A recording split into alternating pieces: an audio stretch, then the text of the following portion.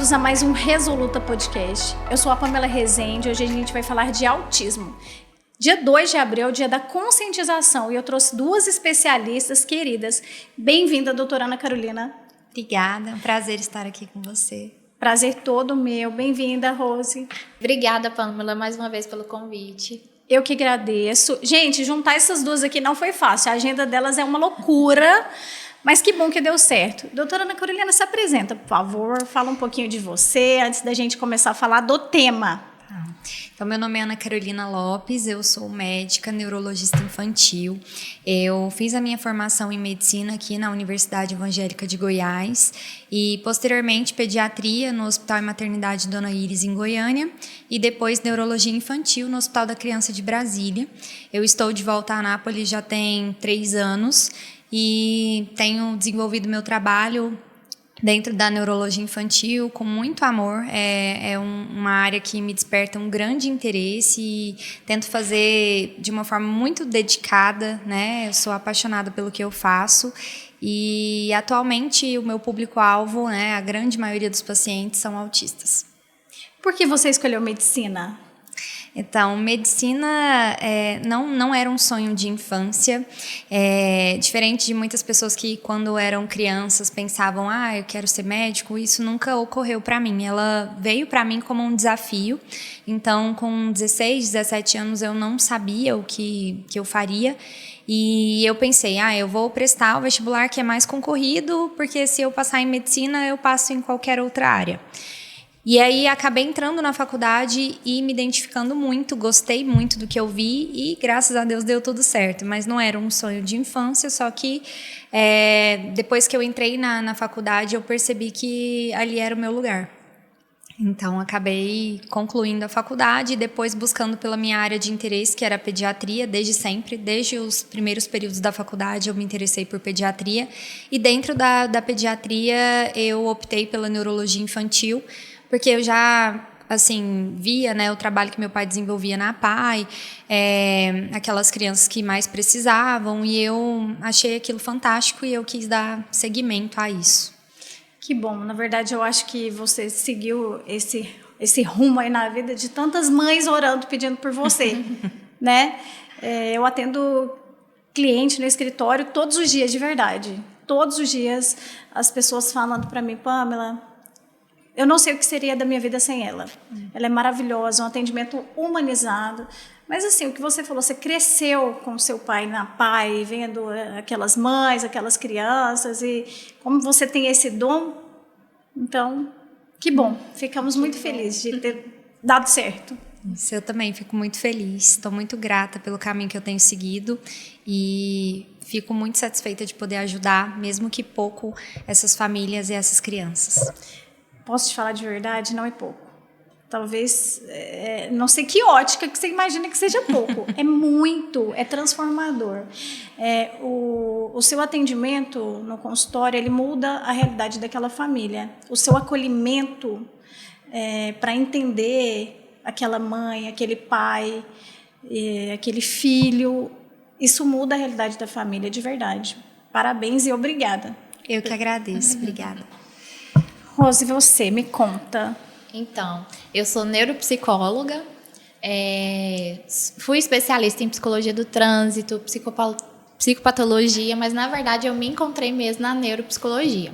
Cheguei a atender crianças por muitos anos, mas nos últimos 2 anos meu público mesmo tem sido os adultos, né? Então eu faço avaliação neuropsicológica, também atendo como psicoterapeuta. E tenho tido bastante, esse público de diagnóstico tardio em autismo. Os médicos me encaminham muito para fazer a avaliação neuropsicológica. E, é um público que eu tenho percebido, Pamela, que precisa mesmo de uma atenção muito preciosa, sabe? Porque temos, os desafios da própria sociedade, dos familiares, né? Então, eu tenho tentado me dedicar muito a esse público de forma específica, para eles entenderem que o problema não está com eles, está com a nossa sociedade, que é intolerante, que, enfim, não quer acolher da forma que eles precisam ser acolhidos e entendidos mesmo. E tem tido muito diagnóstico tardio, né? Muito. Principalmente, até a doutora Ana Carolina vai poder falar melhor, pela questão da herdabilidade, né? Aí o que acontece? Eles dão o diagnóstico da criança, aí eles observam, o pai, a mãe, às vezes os avós, e aí os médicos encaminham esse público para nós, neuropsicólogos, e a gente faz a avaliação neuropsicológica e tudo, e realmente às vezes vem um diagnóstico assim, aí é o filho é diagnosticado, e depois a mãe, o pai, ou os avós, tios às vezes, né? E isso assim, eu acho que até ajuda para a criança nisso, para poder ter como se diz, um acompanhamento em conjunto, né? Enfim, o público maior tem sido mesmo assim de diagnóstico tardio e de autista mesmo. Uhum. Me fala assim, o que é o autismo em si? Então, o autismo ele é um transtorno do neurodesenvolvimento que é caracterizado por déficits na interação e na comunicação social. Esse déficit ele é persistente, então não é uma coisa que ocorre só numa fase da vida, né? É um déficit que acompanha a pessoa. E também por padrões restritos e repetitivos de comportamento, atividade e interesses. Eu vou exemplificar para ficar um pouco mais fácil de compreender.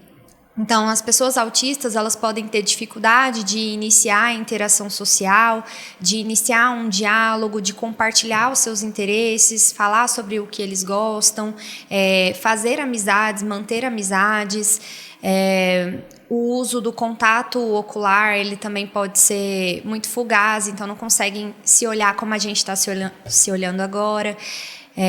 São pessoas que podem ter dificuldade, principalmente na infância, né, do imaginário, brincar de faz de conta, pois são muito literais, e podem ter movimentos repetitivos que eles realizam, apego à rotina, então podem ser ritualísticos, assim, no sentido de que sempre quer fazer o mesmo caminho, sempre quer seguir os horários, tem dificuldade com quebra na rotina, podem ter interesses que são muito restritos e muito intensos em determinados temas. Na criança é muito frequente a gente observar isso com brinquedos específicos, que a criança só quer aquele, só fala daquilo, e também podem ter dificuldades sensoriais.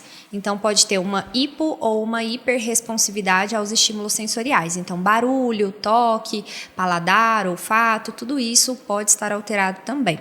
Então, o transtorno do espectro autista ele é caracterizado por esses dois grandes grupos, né? Então, temos que ter padrões restritos e repetitivos de interesse, atividade e comportamento, assim como déficits na interação e na comunicação social.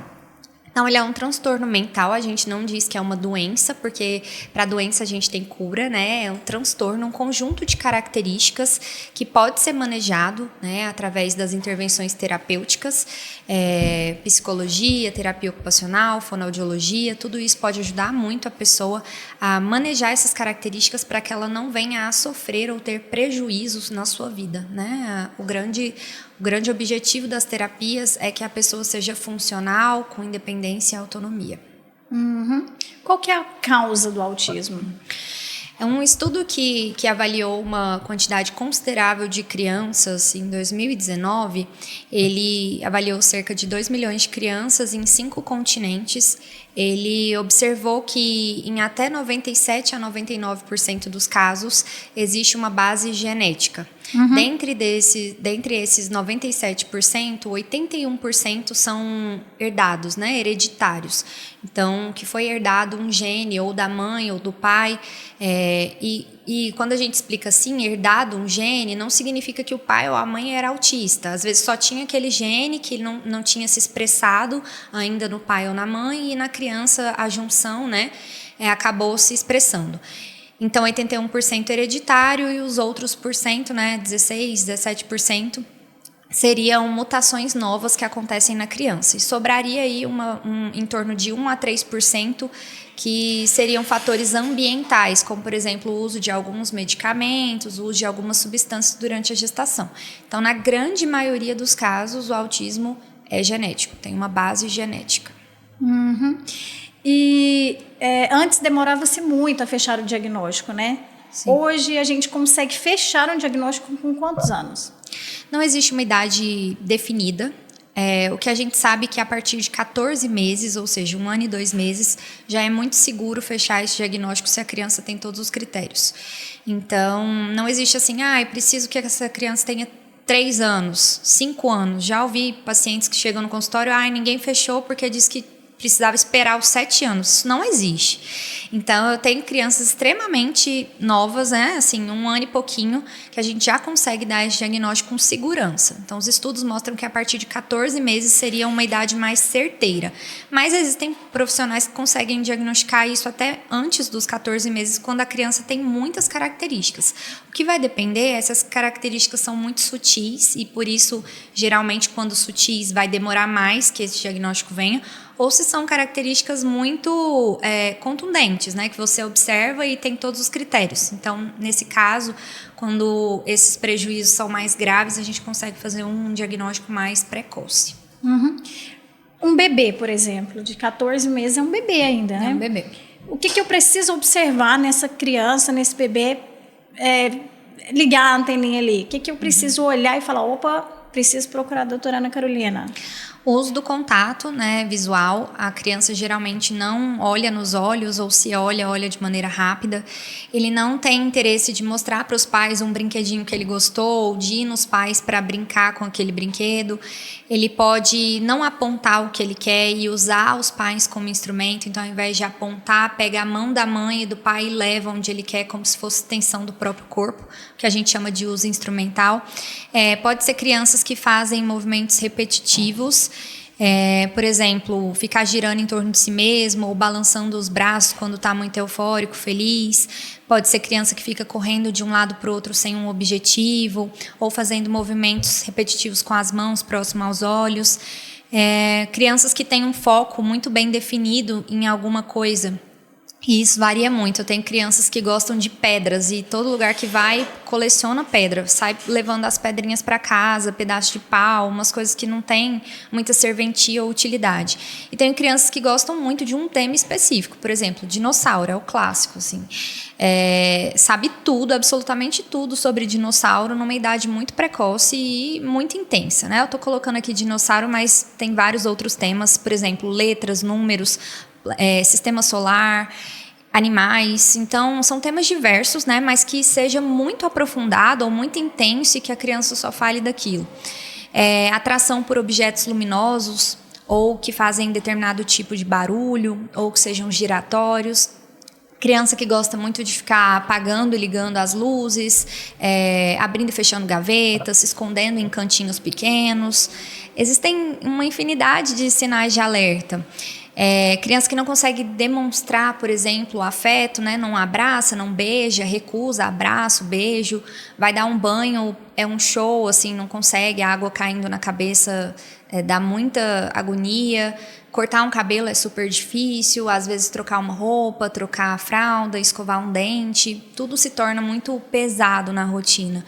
Então, isso precisa ser observado. Alterações comportamentais também, criança que é muito irritada, muito nervosa, que não dorme direito, que qualquer coisinha já fica muito estressado, se descontrola, né? Uma baixíssima tolerância à frustração, a gente também precisa observar. Uhum. O meu filho, de 4 anos, ele tem muitas características assim. E quando eu falo, as pessoas falam, Pâmela, isso é coisa de criança. Pelo amor de Deus, você está inventando história. Você escuta muito isso? Sim, escuto. O que a gente precisa entender é que todos nós, em maior ou menor grau, teremos características, né, autísticas, assim. Por exemplo, eu não gosto de multidões, não gosto de ambientes cheios, não gosto de barulho. Uhum. Mas não é só isso que faz um diagnóstico de autismo, né? É um conjunto de características. Eu preciso ter uma quantidade de critérios que é definida pelo DSM-5, que é um Manual Estatístico e Diagnóstico de Transtornos Mentais, para que eu tenha um diagnóstico de autismo. Então, não é simplesmente porque eu tenho uma coisa ou outra que eu sou autista. Mas se eu tenho todos esses critérios, então sim, provavelmente eu terei um diagnóstico de autismo. Isso precisa ser bem avaliado pelo médico especialista, né? Que seja um neurologista ou psiquiatra infantil ou um pediatra do desenvolvimento e comportamento. Pode ser também avaliado numa avaliação neuropsicológica, né? Quando a gente fica em dúvida, esse é um recurso que ajuda muito na elucidação diagnóstica. Mas é importante a gente entender que nós todos temos alguma característica que está ali no meio. Mas o que faz alguém ser autista ou não, não é apenas ter uma ou outra característica, mas ter todos os critérios necessários, que isso gere um prejuízo muito grande para a pessoa, né? Que tem um prejuízo funcional. E existem outros critérios ainda, que esses prejuízos, que essas características tenham iniciado nos primeiros anos de vida e que não possam ser confundidos ou justificados por um outro transtorno que não o TEA. Então, é um pouco melindroso, porque tem muita gente que usa isso de, isso é coisa de criança, né? Mas quando eu tenho muitas características com prejuízo, isso não é coisa de criança típica, né? É coisa de criança atípica. Então, as pessoas às vezes tentam justificar para não aceitar um diagnóstico. Da mesma forma, tem muita gente que acha que tudo é autismo. Então, hoje em dia, isso ficou um pouco complicado, porque acaba atrapalhando quem realmente tem o diagnóstico, as pessoas justificarem tudo como é autista, né?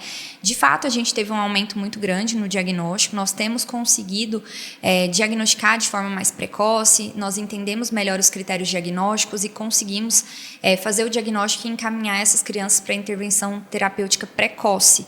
Mas a gente não pode banalizar o diagnóstico e acreditar que tudo é autismo também, da mesma forma como a gente não pode achar que tudo é normal e que nada é autismo, né? Precisa ter esse equilíbrio e precisa principalmente da avaliação com o especialista, né? As pessoas, elas... Eu não sou especialista, eu já saio dando diagnóstico por aí.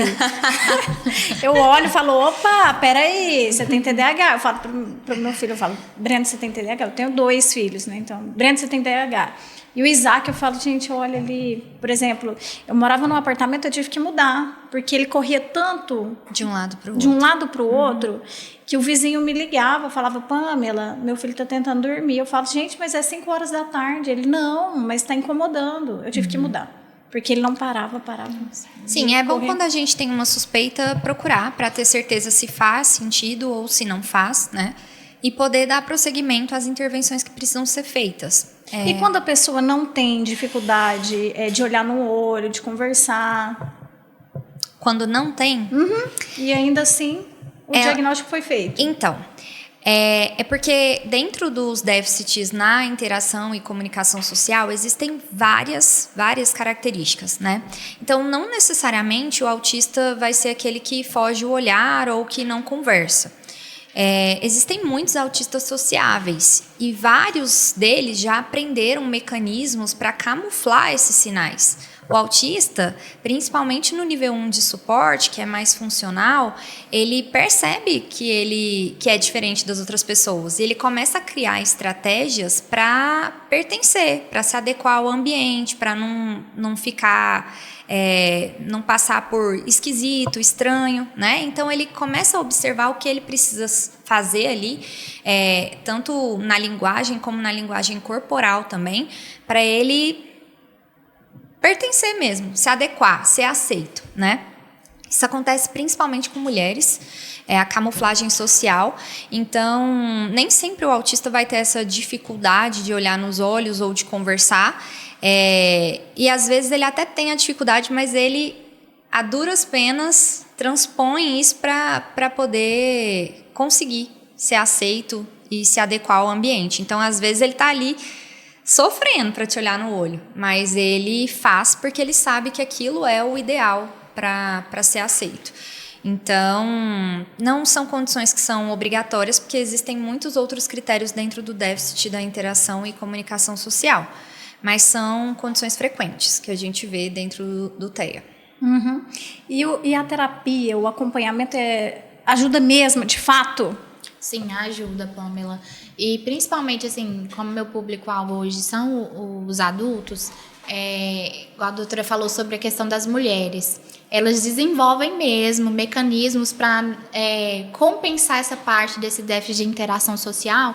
E ao desenvolver esses mecanismos, a gente chama de masking, né? Esse mascaramento dos sinais, assim, a duras penas. Então, elas às vezes já chegam encaminhadas por psiquiatra porque desenvolveu como comorbidade ali uma depressão, um transtorno de ansiedade generalizado. Então, às vezes, até vem até nós mais por causa dessas queixas psiquiátricas do que mesmo pelo autismo. Depois que vai descobrir, nossa, era do autismo. Então, esse esforço, Pamela, ele é muito intenso. Então, na terapia, a gente vai trabalhar essas questões também. A gente tem várias ferramentas, né? Então, o mais importante é a questão do diagnóstico ser feito o mais precocemente possível. Quando não possível, pelo menos as intervenções serem feitas, né, doutora? Assim, o diagnóstico é importante? Mas que tipo de intervenção já começa a ser feito, que seja uma terapia, enfim, para que isso já seja uma forma de diminuir a probabilidade desse desenvolvimento de sofrimento mesmo, né? E é muito sério, eu já atendi casos de pessoas que descobriram o autismo de forma tardia, com quase 30 anos de idade, com histórico de ideação suicida, de tentativa de suicídio, e eles já chegam com essa fala: eu cresci ouvindo que eu era muito estranho, mas eu sei que eu sou estranho mesmo, tem alguma coisa diferente comigo, sabe? Então, assim, esse esforço, para poder estar incluído nos grupos, na sociedade, isso traz um sofrimento imenso. O diagnóstico é mais comum em homem do que em mulher? Isso é fato ou não? Isso hoje tem sido controverso, porque o que a gente vê é que o autismo nos meninos é muito diferente do autismo em meninas, na maioria dos casos. Então, o que acontecia há muito tempo atrás era que os meninos, por terem manifestações mais graves, eles tinham um diagnóstico, uma quantidade de diagnóstico maior. E hoje em dia, a gente conhecendo como é o padrão nas meninas, a gente consegue reconhecer essas meninas também. Então, essa proporção, ela tá, assim, quase que pau a pau ali, né? Entre meninos e meninas. Mas a manifestação clínica do autismo, ela pode ser muito diferente. Então, muitas vezes, a menina passa como tímida, como introvertida, e ela é só tímida. E as pessoas esperam que as mulheres tenham comportamentos mais retraídos do que em relação aos homens. Então, uma menina que é autista, muitas vezes só passa por tímida, e tá tudo bem, porque para a menina é normal ser tímida, né? Mas quando a gente vai avaliar, não é timidez. Realmente é um déficit na interação e na comunicação social. E aí tem outros padrões também. Os interesses, as estereotipias, elas são diferentes. Então, o menino às vezes fica correndo de um lado para o outro, e a menina só faz algum movimento discreto com a mão. O cérebro das mulheres, ele é mais social, por natureza. Então, a menina, ela se dispõe a tentar mais fazer amizade, a mascarar mais esses sintomas para que ela seja aceita, para que ela tenha amizade.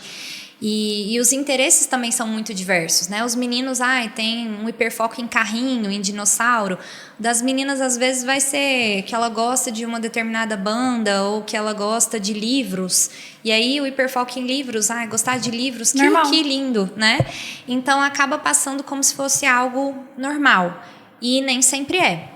Não é infrequente no consultório eu receber meninas entre 9 e 15 anos que chegam com um diagnóstico de ansiedade ou depressão, e quando a gente investiga, não é ansiedade e depressão a causa base, é o autismo, que passou despercebido por muitos anos até que ele evoluísse para comorbidades, né? E aí a gente consegue fazer esse diagnóstico de forma retrospectiva, assim, voltando atrás, buscando as características quando era pequena, mas por essas manifestações serem diferentes em meninas e meninos, acaba que tem essa ideia de que o autismo é mais frequente em meninos, porque se faz mais diagnóstico de meninos, mas hoje em dia já está mudando, a gente já está conseguindo evidenciar melhor isso nas meninas. Que bom. Existem níveis diferentes de autismo? Sim. Antigamente o pessoal falava autismo leve, né? Não, atualmente, igual a doutora falou, a gente usa o DSM-5, que foi atualizado ano passado, DSM-5-TR. É nível 1 de suporte, nível 2 de suporte e nível 3. Então, não existe autismo leve, por favor. Então, tem esses níveis. Para o nível 1 de suporte, assim, que tem que ter um cuidado ainda, não que os outros não tenham que ter um cuidado para fazer o diagnóstico, mas o nível 1 de suporte, principalmente para a parte dos adultos, tem que ser feito de uma forma muito criteriosa. Tem algum exame que faça para confirmar? Não. O diagnóstico de clínico. autismo é clínico. Isso. Então, muito cuidado, né? Infelizmente, existem médicos pedindo aí eletroencefalograma. Teste genético. Gente, pelo amor de Deus, tem um médico em Anápolis. Jesus, meu coração dói. Eu falo, corre daí, pelo amor de Deus. É difícil, mas a gente ainda tem médicos que passam essa imagem para a família de que fazendo algum exame de imagem, ou algum exame de sangue, ou algum exame neurofisiológico, você vai ter ali um diagnóstico, né? Mas não existe. A avaliação do autismo é essencialmente clínica, baseado nesses critérios diagnósticos que a gente tá contando aqui para vocês. E não existe um biomarcador até o momento que faça o diagnóstico de autismo. Sim, e outra parte que é principal quando a gente fala dessa questão de questionamentos do próprio diagnóstico e também em relação ao transtorno em si, principalmente do autismo, a internet tem feito um desserviço para nós, né, enquanto profissionais. Porque, assim, Pamela, o ano passado aqui em Anápolis, não sei se vocês ficaram sabendo, de uma certa profissional que falou que o autismo tinha cura, né? Então, é algo muito sério, porque, assim, para as pessoas que não conhecem, né, que tem ali um filho que teve um diagnóstico ou que receberam um diagnóstico, nossa, isso é... Meu Deus, é algo que... A pessoa se agarra nisso, né? Sim. Uma luz no fim do túnel, eu quero. Exato. Não importa, eu quero. E nenhum transtorno do neurodesenvolvimento tem cura. Tem suporte, tem acompanhamento, né? Então, é importante a gente pontuar isso também. Que o diagnóstico é clínico e que o transtorno não tem cura, ele tem suporte. A família, ela tem muita resistência em receber o diagnóstico? Depende. Assim, hoje eu não digo mais que a maioria dos pacientes que as famílias veem que tem uma resistência. Elas têm, claro, um processo de luto, né? É uma quebra de expectativa. Ninguém, quando gera um filho, quer que o filho tenha qualquer coisa, né? Você imagina que seu filho vai ser perfeito, que a maternidade vai ser uma coisa linda. Que você vai proporcionar para ele o que você não teve. Isso, as pessoas romantizam, né? E aí, quando vem o diagnóstico de autismo, é como se fosse uma quebra daquelas expectativas, dos sonhos que muitas vezes a mãe já fez, né? A criança é um bebê, mas a mãe já pensou quando ele vai casar, qual a faculdade vai fazer, já expectou tudo porque ela quer prover para ele o que ela não teve ou porque ela tem esses sonhos que ela quer realizar com o filho, né? E quando vem um diagnóstico de autismo, muitas vezes eles se pegam pensando, tudo que eu idealizei, tudo que eu imaginei agora não vai ser concluído, né? Assim, não tem essa possibilidade. Então, é como se fosse essa ruptura, né? Um luto que a família sofre ali por um tempo, até ela entender que se ela acreditar naquela criança e se ela prover o suporte necessário, pode ser sim que essa criança tenha uma vida plena, que ela realize os próprios sonhos dela, né? Que ela se desenvolva dentro dos seus potenciais, né? Então, é um sonho que precisa ser reestruturado. Na minha realidade, eu vejo que os pais têm mais resistência. O pai figura, tem mesmo, né? Sim. Para você ter ideia, a família demora a querer comprar o carro com desconto porque fala, não acho necessário, não acho que precise, não acho... Até hoje eu nem acredito no diagnóstico, acho que não tem nada a ver e tudo. E eu olho o pai e falo, meu Deus, né? Procura arroz, vai lá fazer... Vamos investigar. Eu atendi uma cliente esses dias que ela me contou, ela falou, Pamela, a doutora Ana Carolina foi fundamental para mim porque o meu marido além de não me ajudar, atrapalhava. E ela sentou com ele firme, falou, olha, eu estudei anos para isso aqui, e porque ele contestava o diagnóstico. E você foi bem firme e falou, bom, vem aqui. Eu estudei para isso, então você tem que ajudar. A importância da família ajudar no tratamento, seguir as orientações, né? Você tem muita dificuldade com pais lá ou não? Tem. A maioria nem vai, né, na consulta. A mãe que... Oh, meu Deus do céu. É triste, mas a maioria não vai na consulta. E eu tenho...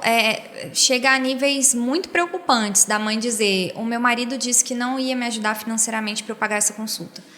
E aí a mãe vai, paga a consulta e vem um diagnóstico de transtorno do espectro autista e o marido diz, como eu não concordo com esse diagnóstico, eu não vou te ajudar a pagar as terapias. Então, é nesse nível, né? Então, é bem difícil. E a gente vê, sim, essa resistência maior por parte dos homens. Mas quando a gente vai investigar um pouquinho mais a fundo, muitas vezes a gente vê que ali há uma dupla negação, porque se o meu filho é autista, eu também preciso abrir meus olhos de que eu sou autista. Porque a gente escuta, gente, ele não tem nada, eu era desse jeito. Exato. Não é que ele não tenha nada, você pode ser autista, né?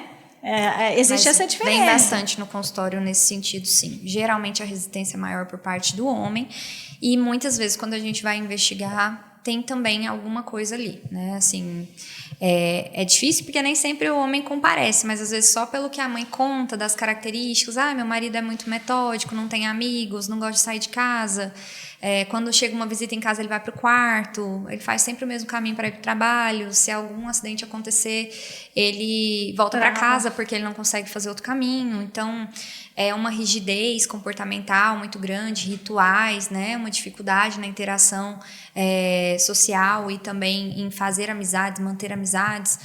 Aí você começa a pensar, talvez aí também nós tenhamos um transtorno do espectro autista, mas como é que você vai fazer, né? Às vezes a pessoa pensa que é só ignorância, é criação, né? A vem família é com essas assim. falas. Isso, vem com essas falas mesmo. Nosso pai é igualzinho, mas assim, parece que tem uma relevância, tá tudo bem. E às vezes com os pais, tem muito também, doutora, não sei se você já pegou casos assim, desses pais desenvolverem, às vezes, o vício mesmo, o vício por álcool, como uma fuga, como para tentar, né, enfim, mascarar isso mesmo. E é muito raro quando os médicos encaminham esses pais justamente que a doutora tá falando, para fazer a avaliação, eles não vão. A gente recebe, a mãe... Não aceitam nem o do eles filho, não vão. né? Imagina aceitar, que meu filho é criança, mas eu aceitar que eu sou... Exatamente. É muito difícil. É difícil. É desafiador mesmo, eu entendo. Porque, imagina, você já viveu a vida toda. Você foi conseguindo romper barreiras que talvez se você tivesse tido um diagnóstico lá atrás, você se limitava. E agora, procurar um diagnóstico na vida adulta... Depois de conseguir tanto... Mas eu vejo que quem busca esse diagnóstico, no final das contas, na vida adulta, sente muito alívio. Porque a pessoa consegue entender que eu sou assim porque eu tenho um transtorno, né? Que é essa característica que eu tenho. Eu não faço isso de propósito. Eu sou assim por uma razão. Né? E começa a se entender melhor esse autoconhecimento. Então, eu tenho contato com várias pessoas que tiveram um diagnóstico mais tardio, que elas falam é um alívio saber que eu sou assim por causa disso. Eu tenho uma mãe de paciente que a gente diagnosticou primeiro ele tinha 13 na época, e aí na época a gente achava que era o pai que era autista, o pai até falecido, mas pelo que eles contavam de características, parecia que era o pai. E depois de um tempo, a mãe me procurou e disse, eu tenho certeza que eu sou. E aí a gente começou a conversar, eu pedi avaliação neuropsicológica para ela e veio positivo. E aí o que ela me falou foi, parece que a vida toda eu subi uma montanha com uma mochila muito pesada nas costas. E agora parece que eu larguei a mochila e eu consegui chegar. Uau. Então, a sensação que ela teve foi de alívio. Eu consigo entender que eu sou assim, porque eu tenho um transtorno que já nasceu comigo. Não é porque eu quero ser assim, não é porque eu não consigo, não gosto de fazer amizade, né? É porque às vezes eu não consigo. Eu pareço dura, mas não é porque eu sou dura de fato, é porque essa característica eu carrego comigo desde que eu nasci, né? E nunca tive acesso a tratamento, a terapia. Então... É muito libertador mesmo. Sim. A palavra, assim. Quando a pessoa busca por isso, quer se entender melhor, quer se conhecer melhor, e ela chega a essa conclusão, né? Isso aí muda toda a perspectiva. Inclusive, eu digo mais, que a pessoa fazendo os tratamentos, as terapias, né? Mesmo que numa idade mais velha, né? Mais tardia, ela ainda tem uma vida toda pela frente, então nunca é tarde, sabe? Se você quer qualidade de vida, se você quer melhorar as suas dificuldades, transpor isso, né? Fazendo a terapia, mesmo que de forma tardia, você vai ter isso, né? Então, eu tenho um paciente, por exemplo, de 20 e poucos anos, que ele não conversava de jeito nenhum. Ele chegava na consulta e ele não olhava nos olhos, de jeito nenhum, só olhava para baixo. Hoje ele chega, me cumprimenta, namora, sai. Então, isso é uma vitória muito grande, né? Então, assim, ainda a tempo. Não é só porque você não teve um diagnóstico na sua infância, que você teve uma vida difícil, que você passou por tantos obstáculos a duras penas, que você precisa passar por isso o resto da sua vida, né? Sempre há tempo de fazer essa decisão de buscar se conhecer melhor, de tratar de uma melhor forma e de ser feliz. Sim. Será que a pessoa não busca o diagnóstico por medo de rejeição, a sociedade rotular ali? Provavelmente. Porque, assim, se a gente já tem essa dificuldade para a sociedade incluir as crianças com autismo, ainda mais adultos. Né? Igual eu estava relatando para vocês, tem casos de mulher que descobre esse diagnóstico de forma tardia. Aí a empresa já tem um olhar diferente, já acha que isso tem a ver com a capacidade profissional da pessoa, e não tem, pelo contrário, tem autistas que têm nível de inteligência superior, médio superior. Isso não implica em questões de incapacidade, né? Não tem nada a ver. Pensando na questão das mulheres que chegam, né, para procurar esse diagnóstico tardio, tem um sentimento de culpa tão grande, de inadequação. Parece que, não, eu sou estranha, e às vezes se sente culpada, às vezes por se comportar de uma forma que não é culpa dela, não é proposital, não é consciente. O funcionamento cerebral é diferente, né? Então, na sessão de devolutiva, quando eu entrego o laudo, assim, eu falo para a pessoa, isso daqui é algo explicativo, né? Justifica um passado e também é um ponto de partida. Sim. A gente tem esse cuidado de fazer essa sessão com uma forma de psicoeducação, sabe, Pamela? É uma sessão bem extensa de devolutiva, porque a gente sabe que aquilo ali vai mudar a vida da pessoa. Mas essas falas mesmo de que, nossa, tirou um peso das costas, agora eu entendo tudo, nossa, parece que eu tava de frente o espelho embaçado, agora esse espelho foi desembaçado. É muito gratificante para nós profissionais também, Pamela. Sim. Falando de profissionais, vocês acham que tem muito profissional que não tem formação? Assim, eu me lembrei enquanto vocês falavam, eu fui fazer uma fisioterapia na Unimed e tinha uma criança na pontinha do pé que não era verbal, e uma fisioterapeuta que estava atendendo pediu para colocar botinha. Aí eu chamei ela, falei, eu com meus diagnósticos, né? Aí eu chamei essa profissional, falei assim, deixa eu te falar, essa criança deve ser autista, encaminha para o neuro, não, se coloca botinha nele, meu Deus, não tem nada a ver. Aí aquela fisioterapeuta, acho que ela nunca nem tinha ouvido falar de autismo. Aí ela ficou assim meio sem graça e tal, e não sei o que aconteceu, mas aí eu pensei, meu Deus, porque eu atendo lá no escritório pessoas que buscaram com antecedência e não. Ainda existe muita gente que não tem informação ou que tem informações erradas, assim. Infelizmente, como a Rose antecipou, assim, a gente tem na internet um grande desserviço, desde pessoas vendendo suplementos como se fosse a cura do autismo, então ômega 3, vitamina D, etc. Como se a sua criança fosse tomar aquele monte de comprimido todo dia e ter melhora das características, o que não faz nenhum sentido. Que a gente sabe que já está mais do que provado por literatura, evidência científica de que não tem eficácia, mas que as pessoas que estão ali fragilizadas, elas acabam comprando qualquer coisa que possa levar a uma melhora, né? A pessoa no desespero, ela acaba tendo decisões que não são saudáveis, né? Que não são plausíveis. Então, a gente tem esse tipo de profissional, que eu chamo de charlatão mesmo, e a gente tem um profissional que vive na bolha, porque hoje em dia, não saber nada de autismo, a pessoa tem que viver na bolha, né? Porque você abre qualquer lugar que você for ver, assim, no Instagram mesmo, vai ter alguém falando de autismo, né? Muitas vezes não é o certo, mas vai estar falando de autismo, né? Então, você ser um profissional da saúde e não ter o básico de conhecimento em relação a isso é porque tá numa bolha, assim. Ou isso não atinge você de forma nenhuma, não tem ninguém na sua família e você nunca buscou saber. Ou as suas áreas de interesse são muito diversas em relação a isso. Mas uma coisa que eu sempre digo, assim, eu gosto de reforçar, não espere que isso aconteça com alguém da sua família para que você tenha empatia, que você busque saber sobre isso, né? Uma coisa que tá aí, a gente vê todo dia alguém com diagnóstico de autismo.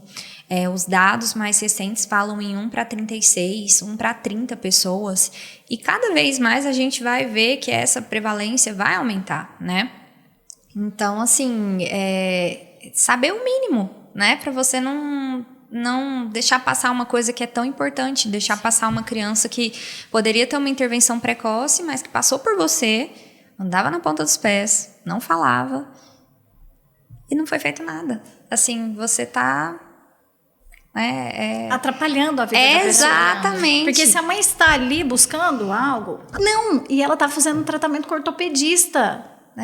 Meu Deus, e o ortopedista encaminhou para fisioterapia. E a fisioterapia encaminhou para botinha. Em relação à marcha equina, muitas vezes a gente vai precisar de um acompanhamento ortopédico e fisioterapêutico. Agora, resumir a marcha equina a só isso e não investigar uma possível causa da marcha equina não faz sentido, né? Então, se é uma criança não verbal que está andando na ponta dos pés, opa, tem alguma coisa a mais aí, né? Então, tentar olhar para o paciente como um todo e não só como um sintoma. É aquela coisa, né? Tem uma coisinha ali, mas se eu não investigo direito, eu deixo passar o que está causando tudo isso. Então... Quando fala-se filho da pandemia, eu escuto muito. Ai, não, é assim, normal. Ele ficou muito tempo sozinho, não tinha com quem comunicar. E é assim mesmo, tá normal. E aí, a pessoa... com 3 anos não fala, não interage socialmente. Existe filho da pandemia? Não existe filho da pandemia.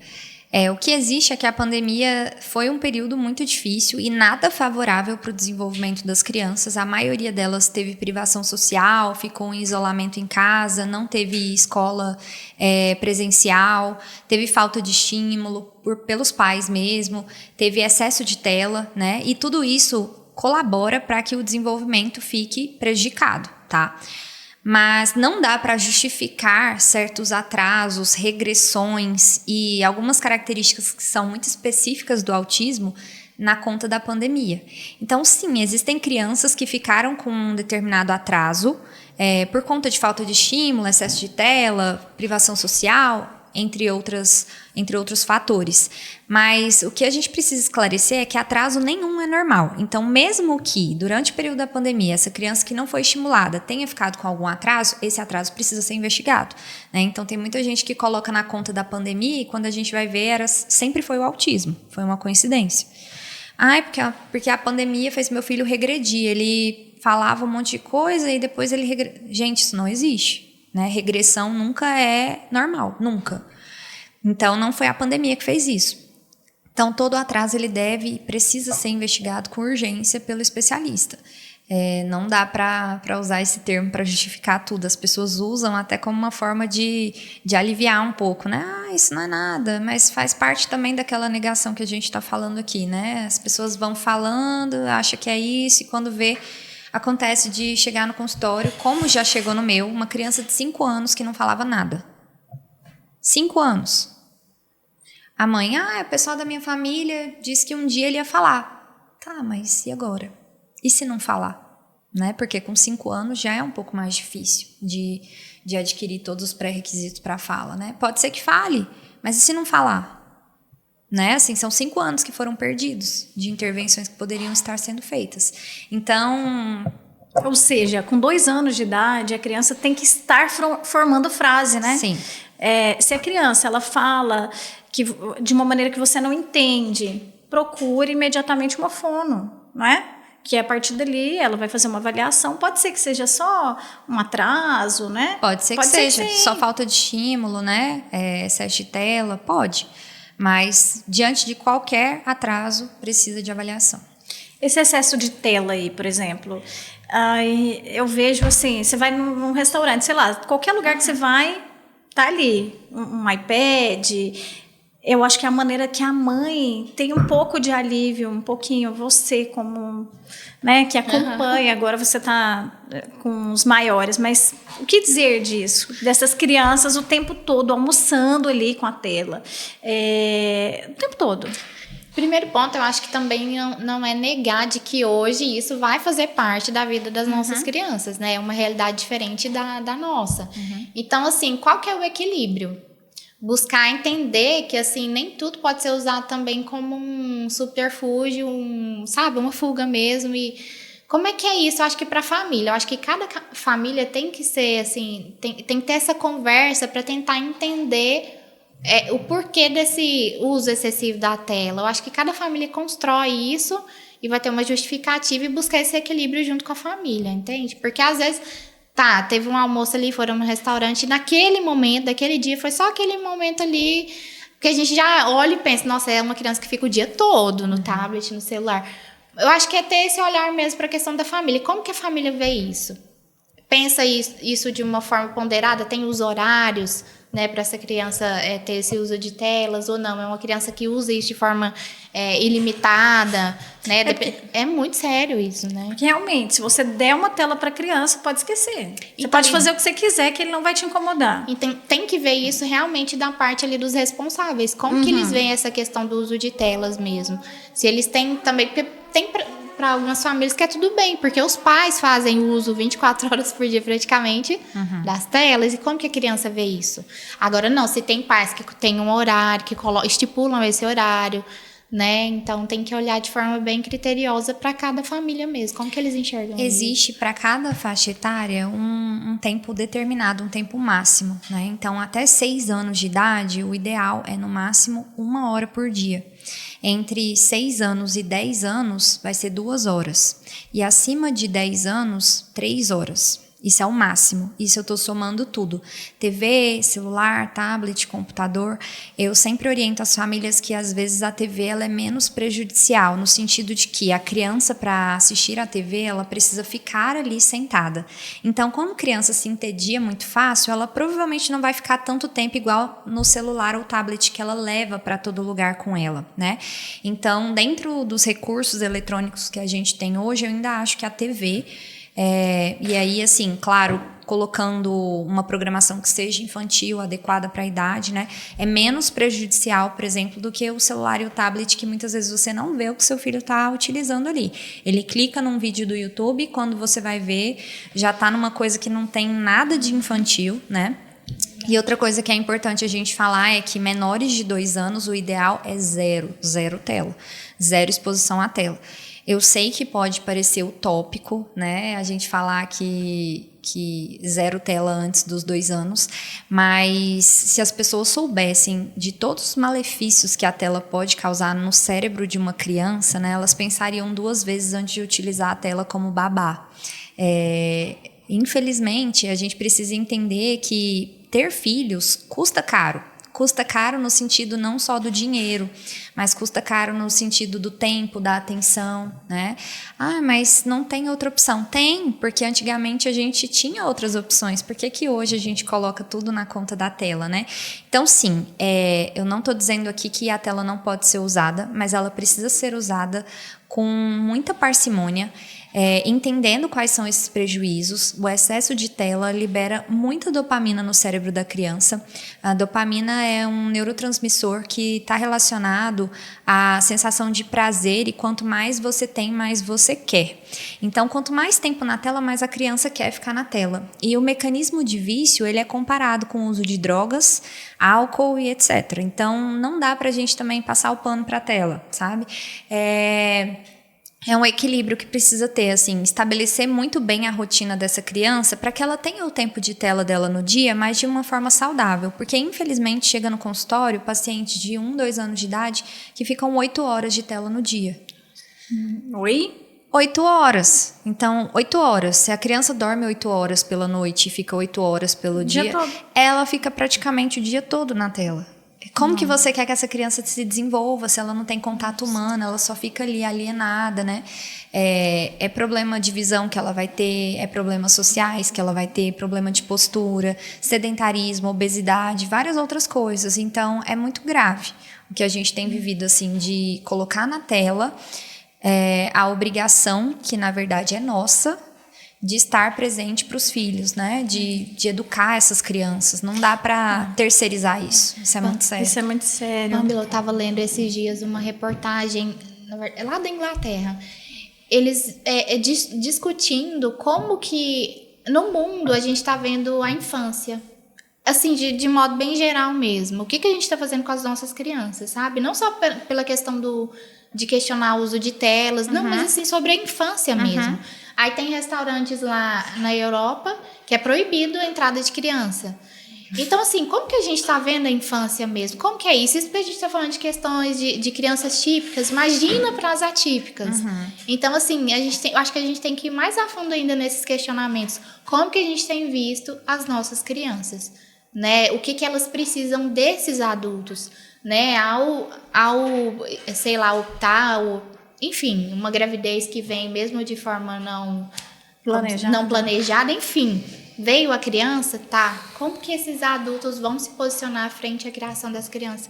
Então, é uma questão, assim, bem a fundo que a gente tem que questionar mesmo. Tá tudo muito estranho, viu? Tá muito estranho. Olha, a gente começou a produzir aqueles jogos que eu fiquei te levar, vou levar. De verdade, quando os meninos estão lá, aí eu brinco, eu falo, olha, aqui não pode tela. Desculpa, vamos guardar o celular aqui, a gente vai brincar. Aí eu jogo com a criança, ou então eu falo, aí eu vou atender, eu falo assim, olha, você vai jogar com seu filho enquanto eu atendo ali. Os filhos amam, mas aí o pai, eu falo assim, leva. Ele fala assim, não, Deus me livre, eu não tenho, como que eu vou jogar? Olha difícil, só, né? Eu não tenho paciência. Dói, né? Eu vi essas coisas até dói. Não, aí meu Deus, os meninos amaram. E se vê que pode ser até uma pessoa mais limitada, que ela gosta e ela quer, e o pai... Porque eu não vou me comprometer em brincar com meu filho. Mas é isso. É o que a gente tem visto. Aí eu, meu Deus. Muitas vezes eu recebo criança com atrasos e quando a gente vai avaliar os marcos do desenvolvimento, principalmente na parte cognitiva, tem várias brincadeiras que os pais precisam fazer com os filhos para que eles tenham esses pré-requisitos, né? E aí, avaliando, os pais viram e falam, ele não faz nada disso, mas também a gente nunca tentou. Então, quando você vai ver, a criança não faz, não é porque ela não teria condição de fazer, mas porque ninguém nunca ensinou. Então, criança de 5 anos que nunca brincou de faz de conta. E às vezes você acha que é uma criança que não tem condição de imaginar, mas não tem um brinquedo na casa dela, ou não tem uma mãe ou um pai para mostrar como é que se brinca de faz de conta. Então, é muito complexo isso, né? Assim, ter filho não é apenas ter filho. Né? Ter filho é sacrifício, é dedicação, é comprometimento. Então, acho que as pessoas precisam repensar se elas realmente querem ter filhos. Sabe? Se você realmente quer ser pai, quer ser mãe, ou se você só quer botar uma criança no mundo. É diferente, né? Claro. É totalmente diferente. E, infelizmente, tá tudo muito estranho. A gente tem visto que tá bem estranho mesmo. Eu sou muito dura em relação a isso. Meu filho de 14 anos não tem celular. Não tem. O Isaac, assim, em último caso, só se ele estiver quebrando o lugar. De verdade, assim, quando estiver insustentável, que eu falo, toma aqui, Isaac. Mas, assim, se ainda estiver segurando, ele tá falando alto, ele tá isso, eu vou deixando até o limite para falar assim, não, toma aqui um pouquinho. Porque eu percebo que quando ele pega o celular, ele fica nervoso. Piora, muito. Porque aí na hora de pegar o celular, ele quer me bater, ele fala que não me ama. É isso. Ele quer continuar, ele fala, eu não te amo mais. Eu tenho pacientes que já ameaçaram os pais com faca por causa do celular. É muito sério. É muito grave. Assim, a criança faz coisas que você fica pensando, gente, o que aconteceu? Né? Mas é porque entra num mecanismo de vício mesmo. O que uma pessoa viciada em droga faz para poder usar a droga? É a mesma coisa que uma criança faria para poder usar o celular, entendeu? É mais ou menos nesse sentido. A criança fica toda... Eu não deixando, imagina, o Isaac com 3 anos. Eu sempre chegava em casa e mamãe, o que você trouxe? Trouxe uma surpresa? Eu sempre levava alguma besteirinha, né? E nesse dia eu não levei nada, eu falei, fecha os olhos. Aí eu abracei ele, beijei e falei, essa foi a sua surpresa. Menina, ele me deu um tapa na cara e falou assim, eu pensei que era um iPhone 11. Gente. Não era nem caso de... Eu virei assim, eu falei, meu Deus, Aí eu falei, Isaac, peraí. Aí eu... Com 3 anos? Com 3 anos e não é uma criança que é viciada. Tipo assim, eu não deixo ele ficar. Aí botei ele de castigo, bato, dá umas lapadinhas nele ali e bota, difícil, vai pensar. Né? Nossa, é estranho. Como as crianças estão dependentes disso, assim. E falta carinho, falta tempo de qualidade, né? Assim, levar para um parque, para fazer uma coisa no final de semana. Ninguém faz isso mais. Né? As pessoas o tempo de qualidade é assistir alguma coisa na tela, todo mundo junto. E olhe lá, né? E olha lá. Quando medicar, doutora Ana? Quando medicar em relação aos transtornos do neurodesenvolvimento? Quando os prejuízos são significativos ou quando os comportamentos interferentes, né, comportamentos disruptivos, irritabilidade, agitação, impulsividade, ansiedade, quando tudo isso tem interferido nas terapias, né? Então, no manejo comportamental e educacional na escola também. Quando esses comportamentos eles não deixam que a criança se desenvolva, mesmo com as terapias adequadas, é hora de medicar. Porque sem a gente remover essas barreiras, a criança não vai deslanchar no tratamento. Então, quando o prejuízo é muito significativo e quando há esses comportamentos interferentes que são barreiras para a evolução da criança, é importante associar uma medicação. Rose, o que é o método ABA?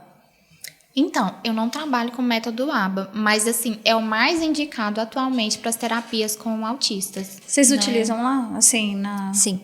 Né, doutora? É o que a gente indica mesmo. Análise do comportamento aplicada, né? Uhum. Então, o ABA é uma ciência que leva em consideração o comportamento da criança para estar trabalhando isso nas terapias e ressignificando alguns comportamentos, né? Então, a criança faz determinado comportamento para obter alguma coisa, mas é um comportamento ruim, né?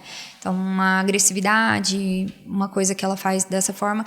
Então, eles trabalham analisando por que ela tem esse comportamento para dar a ela ferramentas para que ela consiga obter o que ela quer, mas sem ter esse comportamento interferente, né? Então, é um processo para que a criança aprenda a ressignificar e fazer as coisas de uma outra forma, né?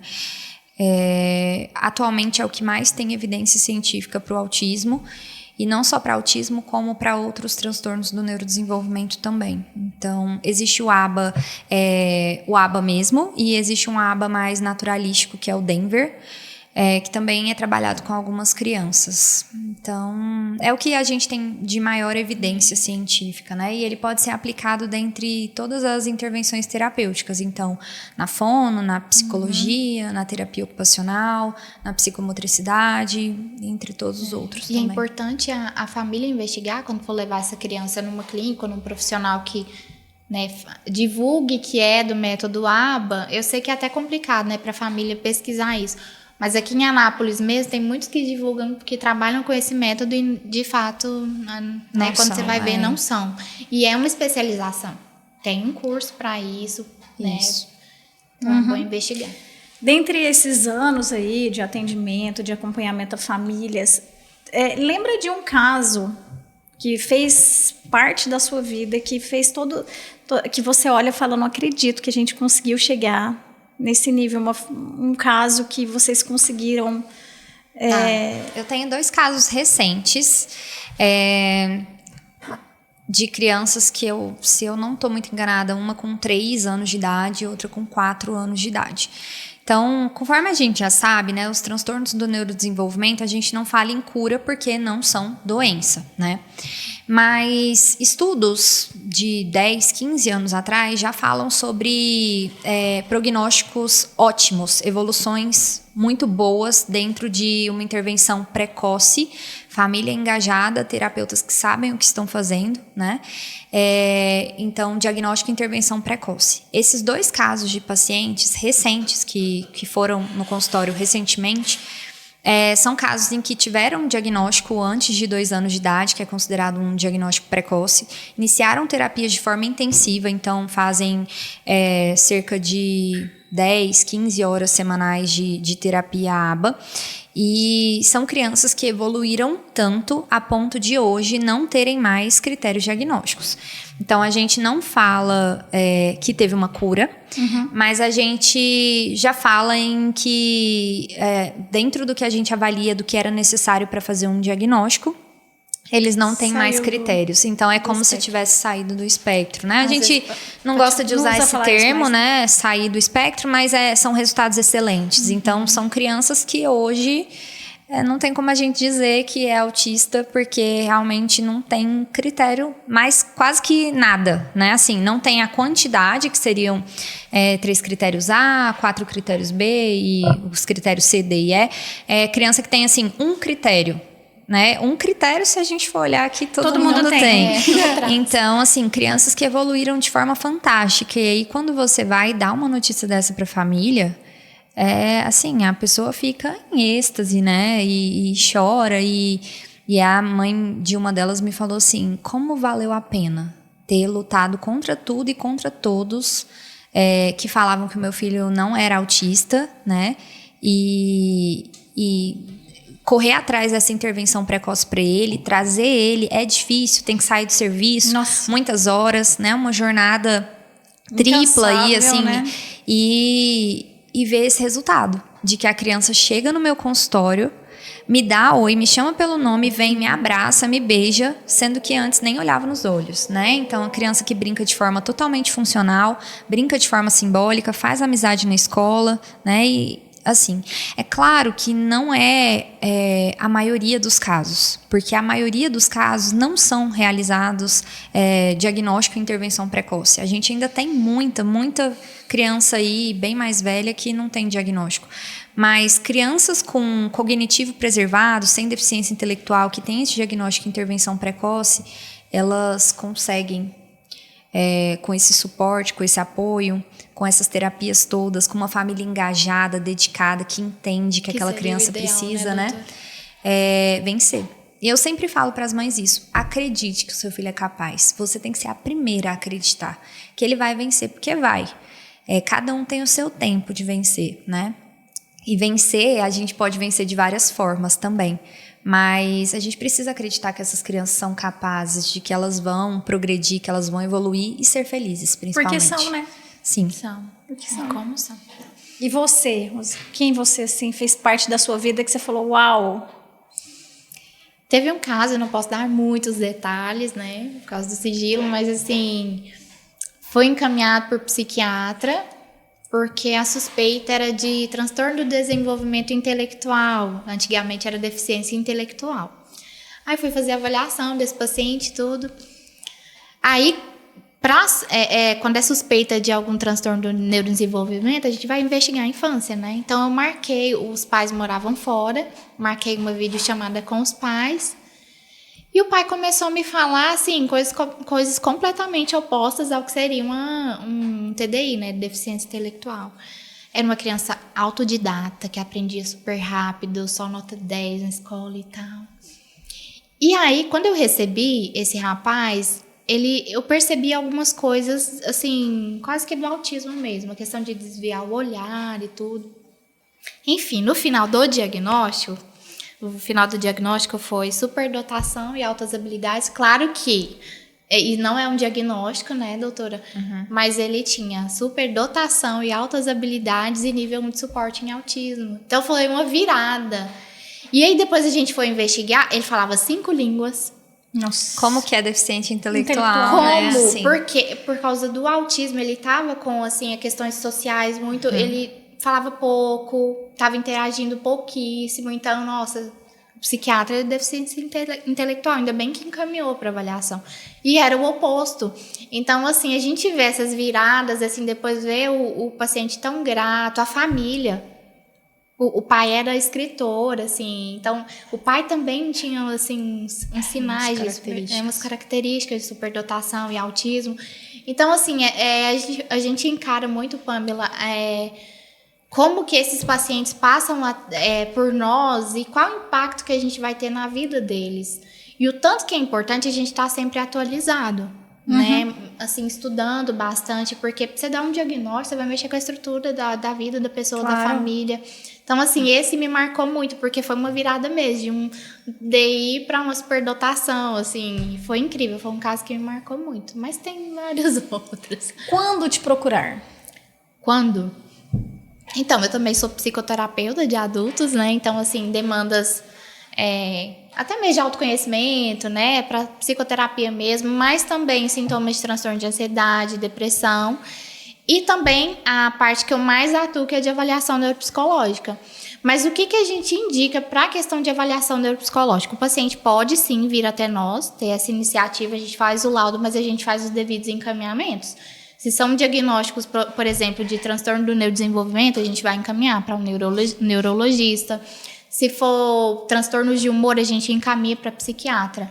Então, a gente tem esse cuidado de ver o paciente que ele precisa de um suporte, de uma equipe. Não é só um profissional. Não é só chegar e ter o diagnóstico, não. É o que você vai fazer com isso, Exato, né? Por isso que no laudo a gente coloca lá no final os encaminhamentos. Então, é isso. Eu faço a parte de avaliação neuropsicológica e também de psicoterapia. Ótimo. Onde te encontrar, doutora Ana Carolina? Já queremos, necessitamos. Eu atuo hoje na Therapies Love Kids, fica ali na Rua Manuel da Abadia, número 45, no centro. Atualmente estou apenas lá, mas de segunda a sexta, das 8 às 18, eu fico o dia todo lá. Full time, alguns sábados, mas estou lá. Ótimo. Quer deixar Instagram? É @anacarolinalopes.neuropediatra. E o seu? Então, meu consultório atualmente está no edifício Gênesis, no 9º andar, sala 906. Meu Instagram é neuropsi.rosianebernardo. A gente já falou tantas coisas importantes, mas deixa um recado, olha ali naquela câmera e deixa um recado para quem vai assistir esse podcast.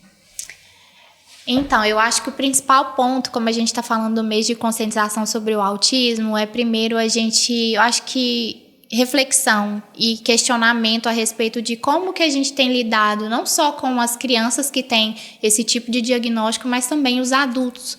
Como que a gente pode fazer para que uma mudança na nossa sociedade ocorra? Porque essas crianças, esses adultos, não é que eles precisam ser aceitos, mas eles precisam ser entendidos, compreendidos nas suas capacidades.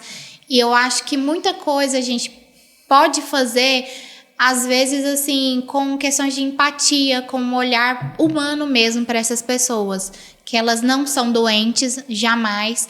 Então, assim, eu acho que acolhimento e aceitação e respeito.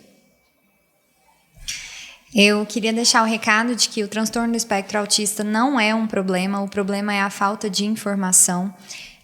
Nós temos muito recurso hoje para lidar com pessoas autistas, crianças, adultos autistas, e essas pessoas são capazes, elas têm o espaço delas na sociedade e a gente precisa dar visibilidade a isso, ter empatia e entender que nós todos podemos ajudar conscientizando as pessoas, levando informação de qualidade, entrando nessa causa, porque pode acontecer na nossa família, né? Então que a gente não espere acontecer para poder ter essa empatia, esse olhar, como a Rose falou, humano com essas pessoas, porque todos nós temos direito, né, a ter uma vida plena, uma vida com independência e autonomia. É isso que a gente espera e que a gente luta para que os autistas tenham. E vocês são importantes e necessárias. Muito obrigada por terem vindo, né? Destinado esse tempo. Eu tenho certeza que, eu costumo dizer que se a gente atingir uma pessoa que precisava ouvir essas palavras, já basta. Muito obrigada e até a próxima. Eu tive muitas ideias aqui, né? Porque eu sou TDAH, diagnosticada por mim mesmo. Precisamos fazer Precisamos fazer muitas ações ainda aqui. Gente, muito obrigada. Agora a gente voltou com força total com o podcast. Acompanhem. Eu sou a Pamela Rezende da Resoluta. Fiquem com Deus. Tchau, tchau.